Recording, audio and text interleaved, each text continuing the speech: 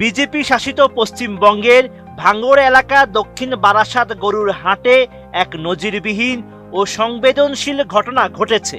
16ই মে শনিবারের হাটে কয়েকজন হিন্দু কৃষক যখন তাদের গরু বিক্রি করতে আসেন তখন সরাসরি আপত্তি জানান স্থানীয় কিছু মুসলিম যুবক। এ সময় মুসলিম যুবকরা অত্যন্ত শান্তভাবে বুঝিয়ে তাদের গরুসহ বাড়িতে ফেরত পাঠিয়ে দেন। এই ঘটনার একটি ভিডিও সামাজিক মাধ্যমে প্রকাশ পাওয়ার পর তা মুহূর্তেই ভাইরাল হয়ে যায় এবং নেট দুনিয়ায় ব্যাপক আলোচনার জন্ম দিয়েছে।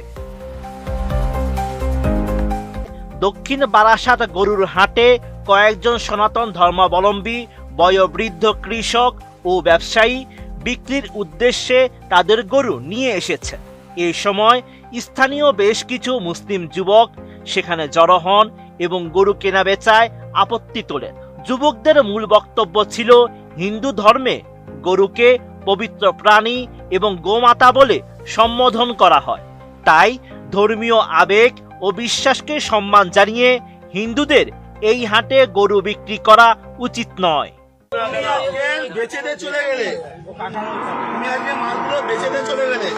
আমাদের মুসলিম ভাইরা কিনলো, রাস্তায় ভালো করে রাখলো, তোমরা নিয়ে চলে যাও।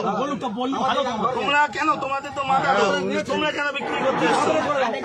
তোমাদের মাল কি আমরা কিনে ফাঁসবো? তোমরা চলে যাও, ভালো কথাই বলছি,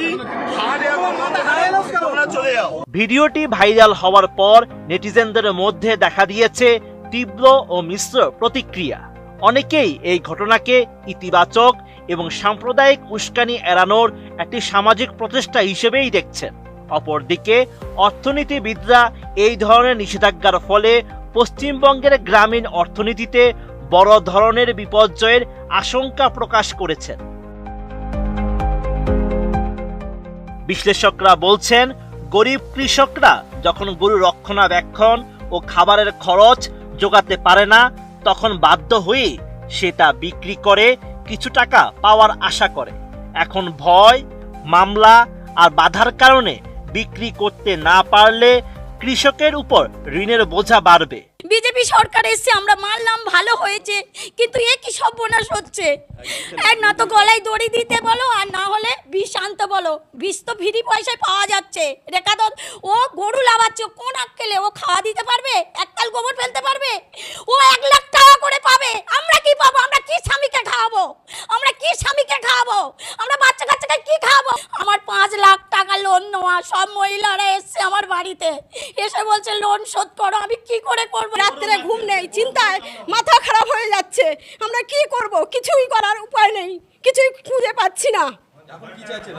আমাদের ঈদটা করতে দিক, আমরা গরুগুলো বিক্রি করি, কিছুটা যেন অন্তত মুক্ত হই।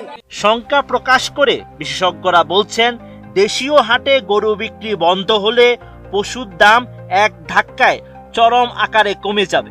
এর সুযোগ নিয়ে বড় বড় কোম্পানিগুলো কৃষকদের কাছ থেকে পানির দামে এই পশু কিনে বিদেশে রপ্তানি করে কোটি কোটি টাকা মুনাফা লুটবে।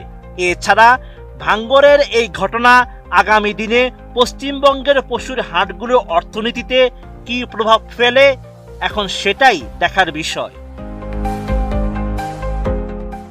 Sheikh Farid, ATN news.